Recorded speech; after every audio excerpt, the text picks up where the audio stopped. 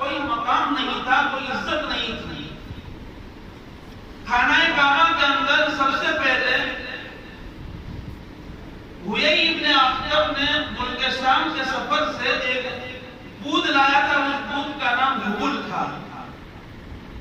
سب سے پہلے اس نے خانہ کعبہ میں بود رکھا، اس کی پوجا شروع ہوئی۔ آہستہ آہستہ ہر قبیلے والوں نے، ہر خاندان والوں نے بود رکھنے کا سلسلہ شروع کیا، یہاں تک کہ 360 بود خانہ کعبہ کے اندر ہو گئے۔ بارش برسانے والا الگ تھا، روزی دینے والا الگ تھا، بیمار کرنے والا الگ تھا، شفا دینے والا الگ تھا، اس پر کوئی حکومت کرنے والا نہیں تھا۔ حضرت عیسیٰ علیہ السلام کی جو شریعت تھی وہ شریعت تھی بالکل ختم ہو چکی تھی، نایاب ہو چکی تھی۔ اللہ پاک کو اس قوم کے اوپر رحم آیا اور آمینہ کے گھر 12 ربیع الاول یعنی 2 ربیع الاول کو جناب رسول اللہ صلی اللہ علیہ وسلم کو پیدا فرما کر 40 سال کے بعد نبوت اور رسالت کا تاج پہنا کر دنیا انسانیت کو ضلالت اور گمراہی کے دلدل کے اندر پھنسے ہوئے تھے اس کو نکال کر عروج تک پہنچایا۔ اور ایسی محنتیں کی 40 سال کا عرصہ پیارے آقا نے نبوت سے پہلے کا جو مکہ میں گزارا، 40 سال کے پہلے ہی آپ کی زندگی کی عصمت، آپ کے اندر اخلاق اور آپ کے اندر کردار اور آپ کے اندر وہ علوم مقام تھے جس کو دیکھ کر لوگ مجبور ہو جاتے تھے آپ کو آمین اور صادق کہنے پڑے۔ اس وقت نبوت نبی تو بنا نہیں تھا، آپ کو صادق کہتے، آپ کو آمین کہتے تھے۔ گمراہی ایسے پھیلی ہوئی تھی،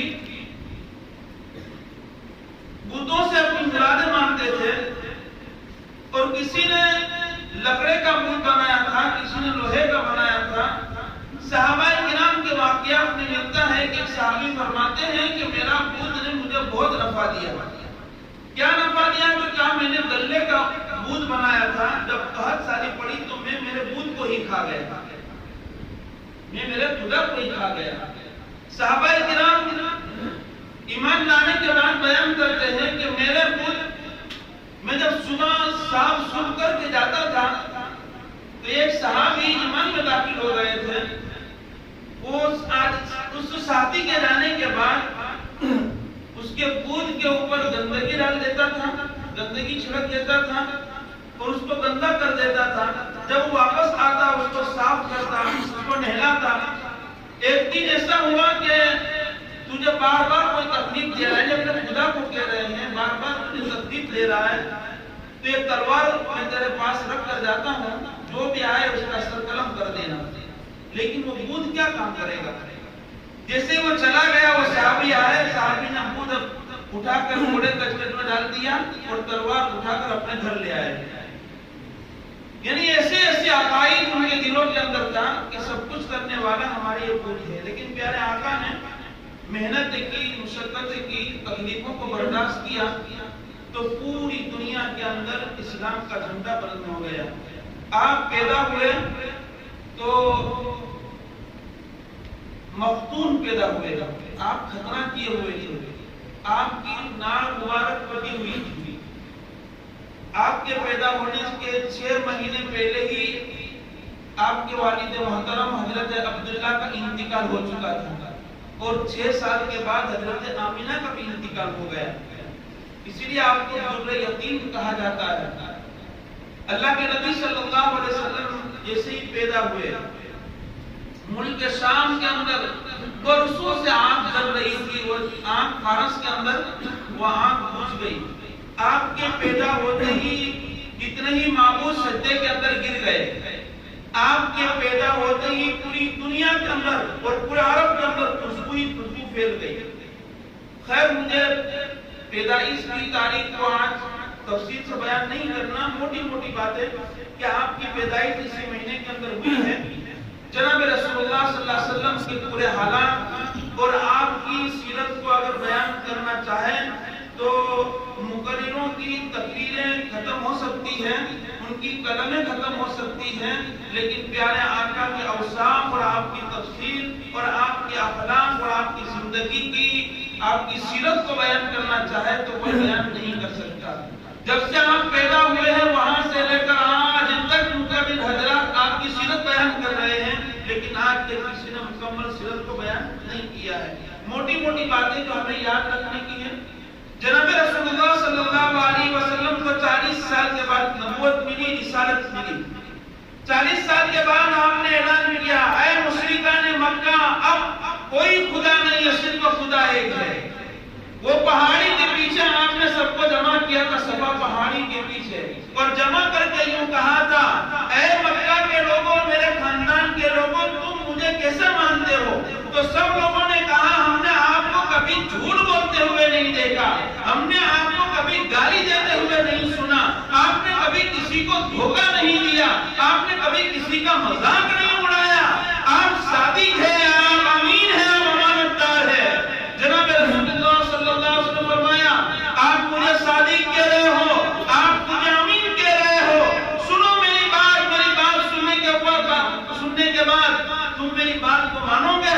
کہا ہم ضرور مانیں گے. اللہ کے نبی نے فرمایا، لا الہ الا اللہ محمد رسول اللہ پڑھو، آج میں نبی بن گیا ہوں، اللہ نے میرے پر قرآن نازل کیا ہے. تو وہی صادق کہنے والے فوراً 1 منٹ کے اندر، جیسا آج تو تجربہ ہوتا ہے نا، کبھی اس پارٹی کبھی وہ پارٹی کبھی وہ پارٹی، ادھر سے مل گیا تو ادھر کی جوتی، ادھر مل گیا تو ادھر، کبھی کبھی پھول کا ہار پہناتے ہیں، وہی کبھی جوتے کا ہار پہناتے ہیں.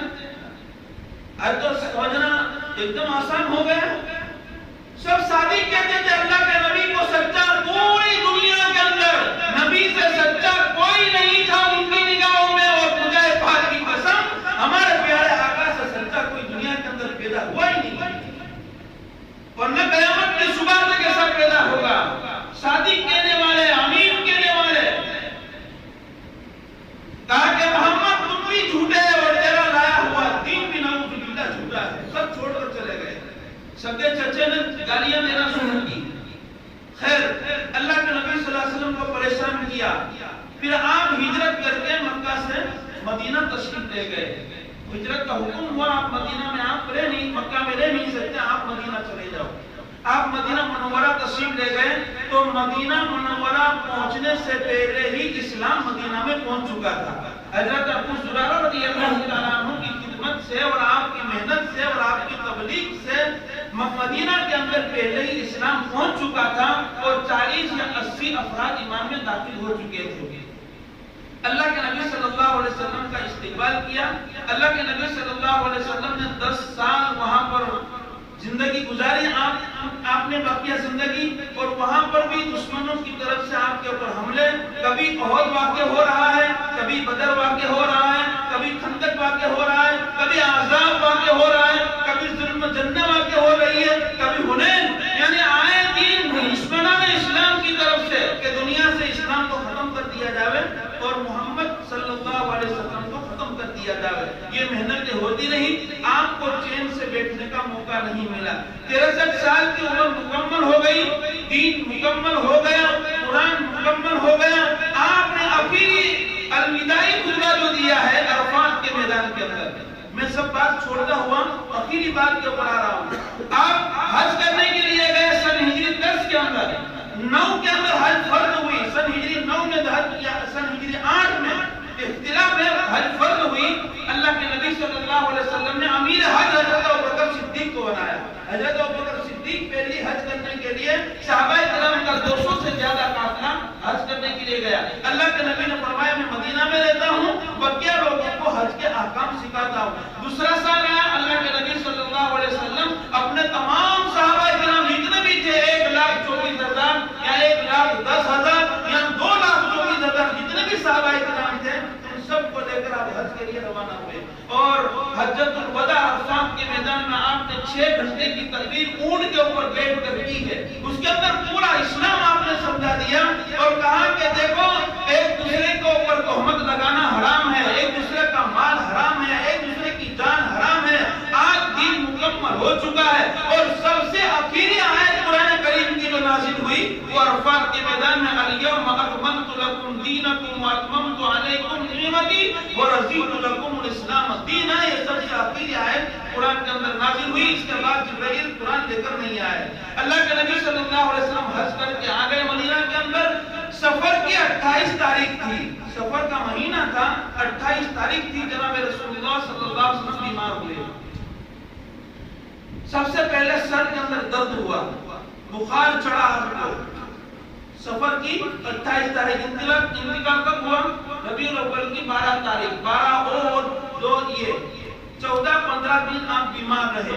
اس بیماری کے عالم کے اندر جناب رسول اللہ صلی اللہ علیہ وسلم وقت کے اوپر نماز پڑھانے تشریف لے جاتے تھے. پھر اپنی ماؤں کی گھر جہاں پر گاڑی ہوتی تھی جاتے تھے. لیکن آخر وقت ایسا آیا کہ حضرت عائشہ رضی اللہ تعالی عنہا کے گھر کے اوپر آپ مقیم ہیں, آپ وہاں پر ٹھہرے ہوئے ہیں, اور آپ کے اوپر بخار اتنا چڑھا ہوا تھا کہ جو چادر آپ نے اوڑھی ہوئی تھی وہ چادر بھی گرم ہو گئی تھی, اور آپ کا سر پھٹا جا رہا تھا.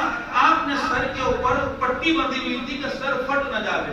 آپ کی آنکھیں لال ہو چکی تھی اور بیماری کے عالم کے اندر آپ پڑا رہے تھے, اور چادر اوڑھ کر آپ کبھی یہ پہلو کبھی یہ پہلو کبھی یہ پہلو, یعنی یہ بخار کی حرارت آپ کو سونے نہیں دیتی تھی, اور کبھی یہ پہلو میں درد ہوتا تھا کبھی یہ پہلو میں درد ہوتا تھا.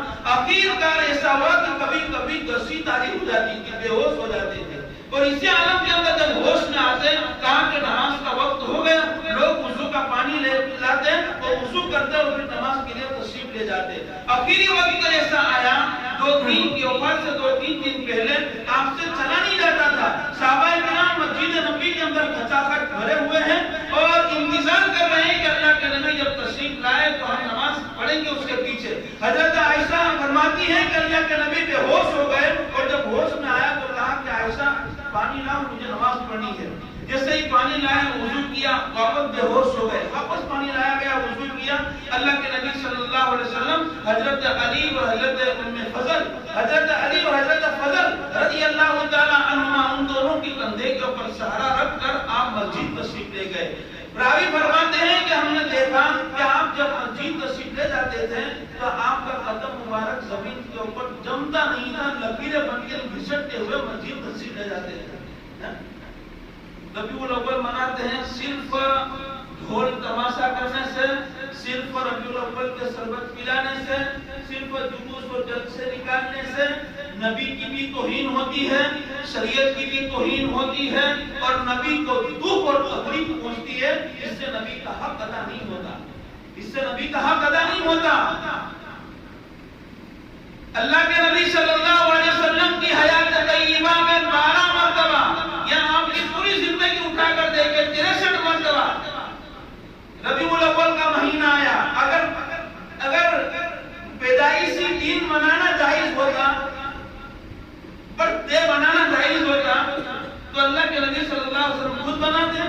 اللہ کے نبی کی وفات کے بعد صدیق اکبر کا دور آیا. خیر, اللہ کے نبی صلی اللہ علیہ وسلم کو بخار بہت تیز چڑھا ہوا تھا, سر پھٹا جا رہا تھا. حضرت عائشہ رضی اللہ تعالیٰ فرماتی اسی حالت میں آپ نماز پڑھانے کے تشریف لے گئے. اخیر جب وقت آیا, آپ کا چلنا مشکل ہو گیا, تو اللہ کے نبی صلی اللہ علیہ وسلم نے حضرت عائشہ سے فرمایا, عائشہ مری ابا بکر ان یصلی الناس, اپنے باپ کو کہو کہ لوگوں کو نماز پڑھا دے. حضرت صدیق اکبر رضی اللہ تعالیٰ عنہ نے آپ کی حیات میں 17 نمازیں پڑھائی ہے. 16 اور 17 نمازیں آپ کی حیات کے اندر پڑھائی ہے. جب آپ بیمار تھے, آپ مسجد کے اندر تشریف نہیں لا سکتے تھے, ایسی حالت میں صدیق اکبر نے 17 نمازیں پڑھائی ہے. 17 اللہ کے نبی صلی اللہ علیہ وسلم کا بخار تیز بڑھتا گیا, تیز بڑھتا گیا. آپ کے سر کے اوپر پانی کی بھیگی ہوئی پٹی رکھتے تھے اور آپ کے چہرے کے اوپر پانی ڈالتے تھے. پاس میں پیالہ پڑا ہوتا تھا, اللہ کے نبی اس کے اندر ہاتھ ڈال کر اپنے چہرے کے اوپر چھڑکتے تھے اور فرماتے ہاں بخار کی گرمی. یعنی صحابہ کرام فرماتے ہیں ہم پاس میں بیٹھے ہوئے ہوتے تھے تو بخار کا گرمی ہمارے جسم کو محسوس ہوتی تھی. اتنا تیز بخار جناب رسول اللہ صلی اللہ علیہ وسلم کو چڑھا ہوا تھا, اور موت کے وقت آپ کرا رہے ہیں. جبرائیل تشریف لائے اور جبرائیل نے آ کر کہا اللہ کے نبی صلی اللہ علیہ وسلم باہر حضرت اسرائیل کھڑے ہیں. کون کھڑے ہیں؟ حضرت اسرائیل, ملک الموت کا فرشتہ باہر کھڑا ہوا ہے. اگر اجازت ہو تو اندر تشریف لائے. اجازت ہو تو اندر تشریف لائے. آج تک حضرت اسرائیل نے کسی کے گھر میں جانے سے اجازت نہیں دی ہے ملک الموت نے. آج آپ کا گھر ہے کہ اجازت دے کر داخل، اگر آپ کہو تو اندر داخل ہو جائے. اللہ کے نبی صلی اللہ علیہ وسلم نے حضرت جبرائیل کی طرف دیکھا اور دیکھ کر کہا جبرائیل تیری کیا رائے ہے؟ جبرائیل تیری کیا رائے ہے؟ اس کو بلایا جائے کہ نہ بلایا جائے؟ تو جبرائیل نے کہا پر اللہ کے نبی آسمان کے لوگ آپ کی زیارت کے مشتاق ہیں اور اللہ بھی آپ کی زیارت کو مشتاق ہے، لہذا آپ قبول کر لیجیے، بلا لیجیے. اللہ کے نبی صلی اللہ علیہ وسلم نے فرمایا جبرائیل ایک کام کرو، جاؤ اللہ کے پاس جاؤ اور جا کر درخواست رکھو کہ میرے چلے جانے کے بعد میری امت کا کیا ہوگا، میرے چلے جانے کے بعد میری امت کا کیا ہوگا. حضرت جبرائیل علیہ السلام تشریف لے گئے. اللہ پاک نے فرمایا محمود کو کہہ دو کہ آپ کے چلے جانے کے بعد آپ کی امت کو اللہ پاک برباد نہیں کرے گا، ضائع نہیں کرے گا. جب آئے تشریف لائے اللہ کے نبی صلی اللہ علیہ وسلم فرمایا مجھے مسجد نبی کے اندر لے جاؤ. کچھ افاقہ ہوا، مسجد نبی کے اندر لے جاؤ. مسجد نبی کے اندر لے گئے، آپ منبر کے اوپر تشریف فرما ہوئے اور آپ نے ایک تاریخی خطبہ دیا. اس خطبے کے اندر جناب رسول اللہ صلی اللہ علیہ وسلم فرمایا اللہ پاک نے اپنے ایک بندے کو اختیار دیا ہے، اگر دنیا قبول کر لے یا آخرت قبول کر لے، اس بندے نے آخرت کو قبول کر لیا ہے. حضرت صدیق اکبر دھاڑے مار کر رونے لگے، کہا کہ بوڑھے کو کیا ہوا؟ تو اللہ صدیق اکبر نے فرمایا کہ اللہ کے نبی اپنی موت کی خبر دے رہے ہیں. پھر اللہ کے نبی نے فرمایا بھائی میں نے 63 سال کی زندگی اور نبوت کے بعد 20 سال کی زندگی میں نے تمہارے درمیان کے اندر گزاری ہے. اگر میں نے کسی کو کوئی تکلیف پہنچائی ہو، میری زبان کی وجہ سے کسی کو تکلیف پہنچی ہو، میری ہاتھ کی وجہ سے کسی کو تکلیف پہنچی ہو، میرے کردار سے، میرے گفتار سے، میرے اعمال سے اگر کسی کو تکلیف پہنچی ہو تو آج کھڑے ہو کر بدلہ لے لے کر قیامت کے دن میں اس کا بدلہ نہیں دے سکتا. کل قیامت کے دن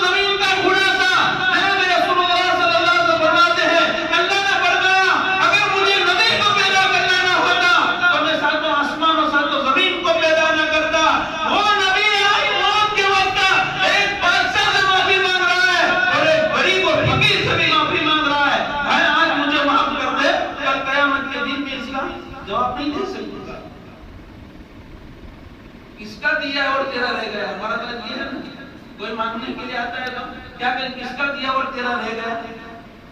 نہیں، معاملات صاف کر لو. موت کا کوئی بھروسہ نہیں ہے، کب آ جاوے. قبر کے اندر کوئی ساتھ دینے والا نہیں ہے. ہم ہوں گے اور ہمارے اعمال ہوں گے. اللہ کے نبی صلی اللہ علیہ وسلم جب یہ خطبہ دیا، حضرت سواد تشریف لائے. اللہ کے نبی نے کرتا مبارک اٹھا لیا. حضرت سواد رضی اللہ تعالیٰ عنہ آپ کے پشت مبارک پر چمٹ گئے. کہا نبی جی، میں اور آپ سے بدلہ ہوئے کیسے ہو سکتا ہے؟ میں چاہتا تھا اپنی دین اور اپنی اس وقت کے اندر میں آپ کے مہر نبوت کو غوثہ دے دوں، اس لیے مجھے موقع غنیمت مل گیا. یہ موقع مجھے غنیمت مل گیا. میں آپ کو میرے نبوت کو چومنا چاہتا تھا. نبی جی آپ اور میں بدلا ہوئے کیسے ہو سکتا ہے؟ چمٹ گئے اور رونے لگے. اللہ کے نبی صلی اللہ علیہ وسلم گھر تشریف لائے. حضرت ابوبکر صدیق رضی اللہ تعالیٰ عنہ موجود تھے اور کچھ افاقہ ہوا. کہتے ہیں کہ موت چھتر جاتی ہے. ہم بولتے ہیں نا بھائی موت جیسی حالت ہو گئی، لوگ قریب ہے کہ اب مرے تب مرے، ایسا ہوتا ہے. لیکن ایک دم افاقہ اچھی اچھی باتیں کرتے لوگ کاروں دھندوں میں چلے جاتے ہیں، رشتہ دار ادھر ادھر چلے جاتے ہیں. اللہ کے نبی صلی اللہ علیہ وسلم کو کچھ افاقہ ہوا، کچھ ہوش آیا اور کچھ طبیعت سنبھلی. تو حضرت صدیق اکبر نے فرمایا اللہ کے نبی میں جاتا ہوں حوالی میں. حضرت صدیق اکبر کی ایک بیوی حوالی کے اندر رہتی تھی، مدینہ سے تھوڑا دور تھا. حوالی کے اندر جاتا ہوں اور میں جلدی شام تک آ جاؤں گا. حضرت صدیق اکبر چلے گئے، دوسرے صحابہ اکرام چلے گئے. حضرت عائشہ رضی اللہ تعالیٰ عنہا کے کمرے میں اللہ کے نبی صلی اللہ علیہ وسلم تشریف فرما ہے اور آپ کو بخار اور چڑھنے لگا اور سر پھٹنے لگا اور واہ کربا واہ کربا واہ کربا. حضرت فاطمہ دوڑتی ہوئی آئی، کیا ہوا ابا جان کو؟ واہ کرا. حضرت فاطمہ نے کہا واہ کربا. اللہ کے نبی نے فرمایا بیٹی افسوس مت کرو، اب کے بعد تیرے باپ کو کوئی تکلیف نہیں ہوگی. حضرت عائشہ فرماتی ہے میں نے سر کو اٹھایا اور میرے چھاتی اور پیٹ کے درمیان میں نے گہرا آ کر سر کو رکھا اور آپ کو تکلیف ہو. نبی جس کے صدقے میں دنیا بنی، اس کی قسم اللہ کھا رہا ہے، اس کی بالوں کی قسم اللہ نے قرآن میں کھائی ہے، ان کے رخسار کی قسم اللہ نے قرآن میں کھائی ہے، ان کے چلنے کے اجر کی قسم اللہ نے قرآن میں کھائی ہے. وہ نبی موت کے وقت تڑپ رہا تھا. میرا اور آپ کا کیا بنے گا جو حضرت کو کھا کر ہم کھا رہے ہیں؟ پیشانی کے اوپر پسینہ آ گیا. حضرت عائشہ رضی اللہ تعالیٰ عنہا رو رہی ہے. فرمایا عائشہ رونے کی بات نہیں ہے، اب کے بعد تیرا شوہر ایسا سکون میں آ جائے گا کبھی تکلیف نہیں ہوگی. حضرت عائشہ کے سر کے اوپر پیشانی کے اوپر سر رکھا ہوا ہے، چھاتی کے اوپر سر رکھا ہوا ہے اور اسی حالت کے اندر اسرائیل آ گئے. اسی حالت کے اندر اسرائیل آئے اور اسرائیل آ کر وہاں پہ اجازت طلب کی. حضرت فاطمہ نے کہا کون آ گیا باہر، کون آ گیا؟ ابھی میرا باپ بیماری کے عالم کے اندر چل رہا ہے اور ہمیں فرصت نہیں ہے اور سب بے چینی کے عالم کے اندر ہے اور باہر سے کون آواز دے رہا ہے؟ اللہ کے نبی نے فرمایا بیٹی فاطمہ آج وہ آواز دے رہا ہے جس نے کبھی پوری زندگی میں کسی کو آواز نہیں دی تھی. آنے دو اس کو اندر آنے دو. حضرت اسرائیل آئے ہیں. اللہ کے نبی سے فرمایا نبی جی کو بڑا پوچھ رہا ہوں، دنیا چاہیے آخرت چاہیے ہے، لیکن بہتر یہ ہے کہ آپ آخرت میں چلیے. اللہ کے نبی سے فرمایا اسرائیل تیری کیا رائے ہے؟ کہا کہ اللہ مشتاق ہے، فرشتے مشتاق ہے آپ کی زیارت کے. کہا کہ آپ اپنا کام کرنا شروع کرو. حضرت اسرائیل نے پیر کے انگوٹھے سے روح نکالنا شروع کی ہے اور ہر ایک انسان کی روح پہلے پیر کے انگوٹھے سے نکالنا شروع ہوتی ہے. جب نکالنا شروع کرتے کرتے جب رانوں تک پہنچی اللہ کے نبی کو تکلیف ہوئی. فرمایا اسرائیل بس کرو، اسرائیل بس کرو، مجھے بہت تکلیف ہو رہی ہے. فرمایا نبی جی آپ اور میں تکلیف دوں یہ ہو نہیں سکتا. اللہ کے نبی وہاں پہ بھی ہم کو نہ بولے. فرمایا اے اسرائیل کیا میری امت کو بھی موت کے وقت تکلیف ہوگی؟ کیا میری امت کو بھی موت کے وقت تکلیف ہوگی؟ ہاں حضرت اسرائیل نے فرمایا اللہ کے نبی موت کی پکار اور موت کا پیالہ ہر ایک کو دیکھنا ہے، لیکن اعمال کے اعتبار سے تفاوت ہوتا ہے، عمل کے اعتبار سے فرق ہوتا ہے. اللہ کے نبی صلی اللہ علیہ وسلم کی روح قبض ہو گئی. حضرت اللہ کے نبی انتقال کر گئے. گھر کے اندر سے رونے کی آواز آئی. صحابہ کرام مسجد نبی قریب تھی، صحابہ کرام انتظار میں تھے ابھی نماز پڑھانا آئیں گے. لیکن جب رونے کی آواز اٹھی ہے حضرت فاطمہ کی، حضرت عائشہ کی، صحابہ کرام دوڑتے ہوئے گئے. صدیق اکبر کو بلایا گیا. صدیق اکبر تشریف لائے. حضرت عمر فرماتے ہیں میں مانتا ہی نہیں کہ اللہ کے نبی کا انتقال ہوا ہو. صحابہ کرام مدینہ کی گلیوں کے اندر ایک چکر لگا کہ اللہ کے نبی دنیا سے رخصت ہو گئے.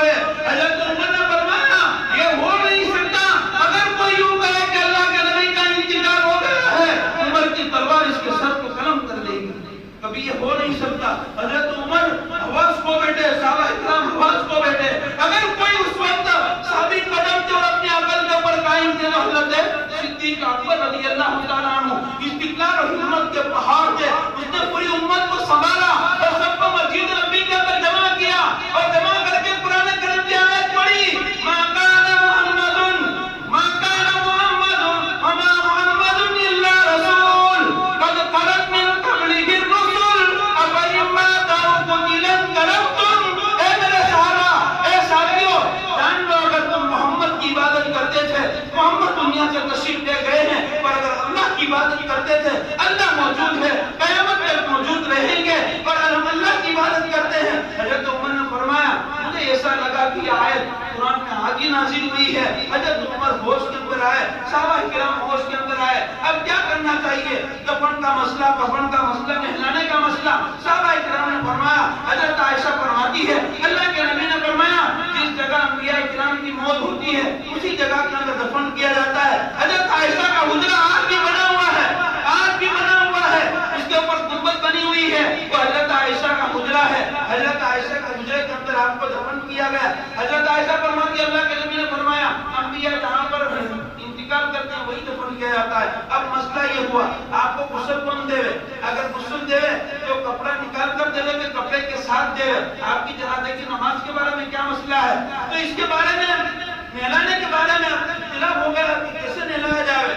اللہ پاک نے ایسا ماحول پیدا کر دیا، سب کو اونگ آ گئی، سب کو نیند آ گئی، سب نیند۔ تو ایک کونے کے اندر سے پکارنے والے نے آواز دیا نبی جی کو اسی کپڑے کے ساتھ غسل دے دیا جائے، جو کپڑا پہنا تھا کپڑا نہ نکالا جائے، اسی کپڑے کے اوپر غسل دیا۔ حضرت علی نے، آپ کے چچا حضرت عباس نے، آپ کے چچا کے دونوں بیٹے قسم اور فضل دونوں نے اور 3-4 اور صحابہ کرام نے مل کر آپ کو اسی کپڑے کے اوپر غسل دیا، اور غسل دینے کے بعد 3 کپڑے میں آپ کو کفن کیا گیا، 3 کپڑا، ایک ازار، ایک چادر، ایک لفافہ اور ایک قمیص۔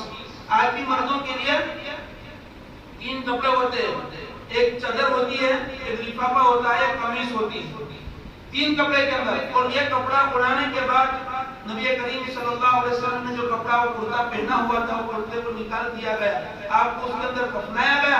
اب نماز جنازے کے بارے میں تو اللہ کے نبی صلی اللہ علیہ وسلم نے فرمایا کہ نبی کی جنازے کی نماز جس طریقے سے عام لوگ پڑھتے ہیں ایسے نہیں پڑھی جاتی۔ دیکھو موت سے پہلے اللہ کے نبی نے فرمایا تھا میرا انتقال ہو جاوے مجھے نہلا کر سلا دینا، سب سے پہلے آسمان کے فرشتے آئیں گے اور نماز پڑھیں گے، اس کے بعد مرد لوگ آئیں گے اور ایک ایک کر کے دعا خیر کر کے جائیں گے، اس کے بعد عورتیں آئیں گی، اس کے بعد بچے آئیں گے، سب سے پہلے اللہ پاک میرے اوپر رحمت بھیجیں گے۔ اللہ کے نبی نے اس سے پہلے سب مسئلہ صاف کر دیا تھا۔ ایسا ہی ہوا، آپ پیر کے دن صبح سویرے آپ کا انتقال ہوا ہے اور بدھ کی رات کو آپ کو موت انتقال کے بعد بہت سارے فتنے کھڑے ہوئے، اس فتنے کا بیان کرنے کا ٹائم نہیں ہے ابھی، بہت فتنے کھڑے ہوئے۔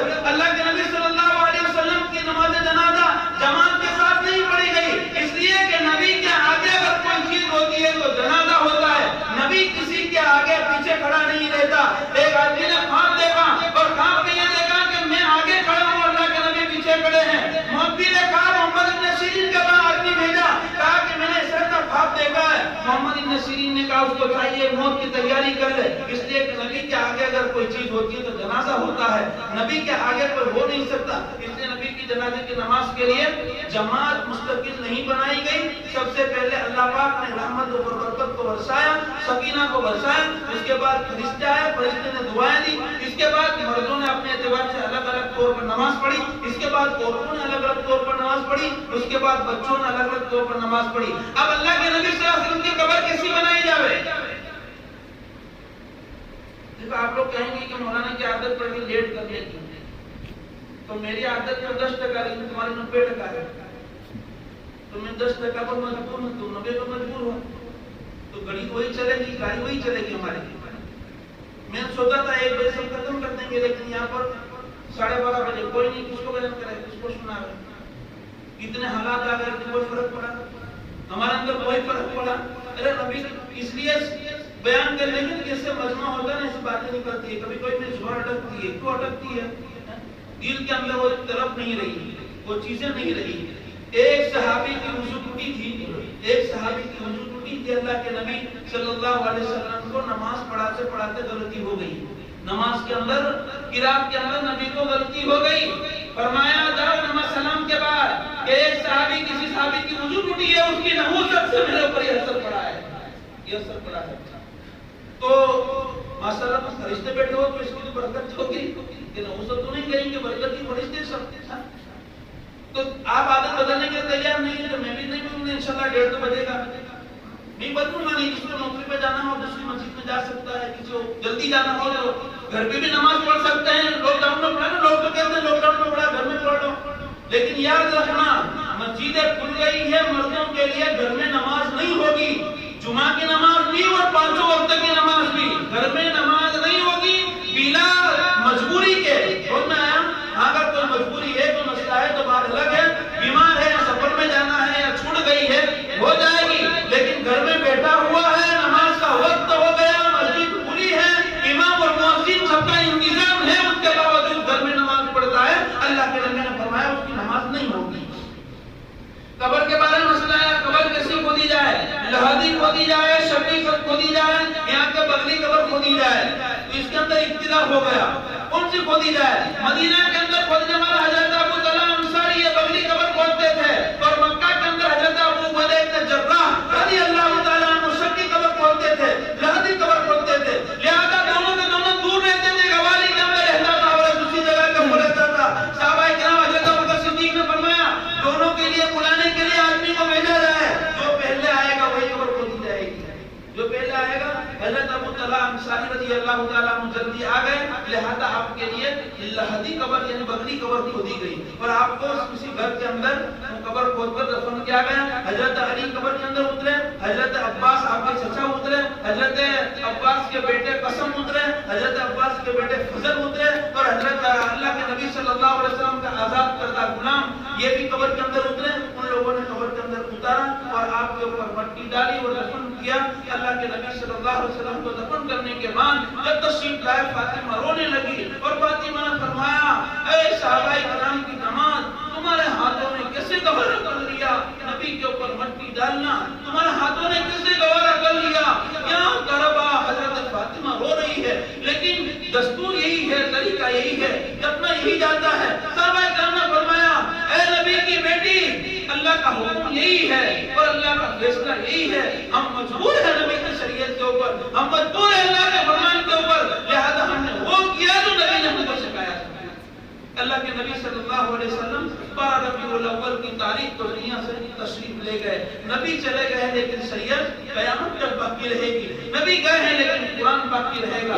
نبی چلے گئے لیکن نبی کے عادات اور اطوار قیامت تک باقی رہیں گے. لہذا میرے بھائی یہ ربیع الاول کا مہینہ ہمیں یہ سبق دے رہا ہے کہ اپنی زندگی کو ہم سنواریں، نبی کی زندگی کے اوپر اپنی زندگی کو ڈالیں. دیکھو جلسہ جلوس نکالنا شریعت کے اندر اس کا کوئی ثبوت نہیں ہے، کوئی ضعیف روایت کے اندر بھی نہیں ہے. یہ سب شیعوں کا طریقہ ہے، شیعوں نے ایجاد کیا ہوا ہے. ہمارے سنی بھائی بھی اس کے اندر چلے گئے ہیں. لہذا 12 تاریخ ہے، اللہ کے نبی کے نام کے 2 روزے رکھو، اللہ کے نام کی نماز، نبی کے نام کی نماز پڑھو، اس کے لیے صدقہ اور خیرات کرو.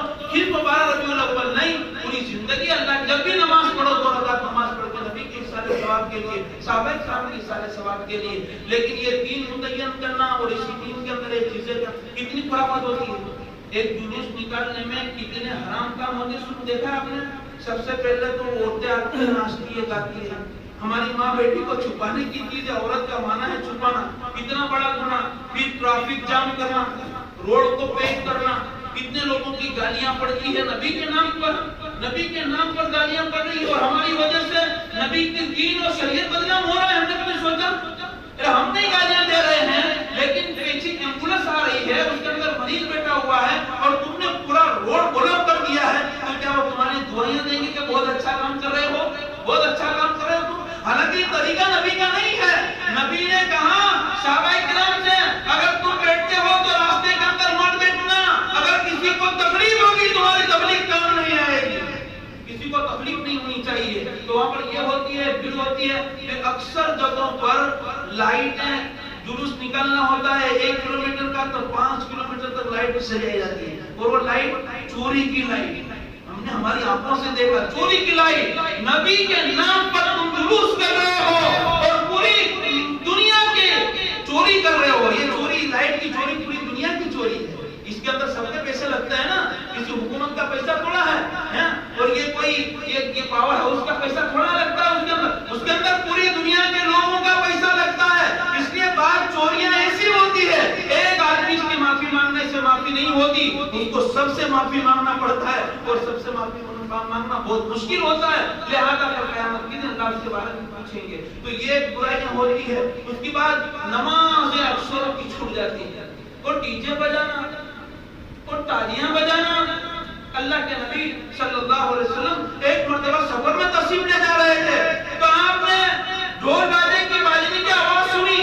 آپ نے اپنی کانوں کو انگلیوں کے اندر انگلیوں کو کانوں میں ڈال دیا اور دور جا کر کے فرمایا انس یہ آواز آ رہی ہے.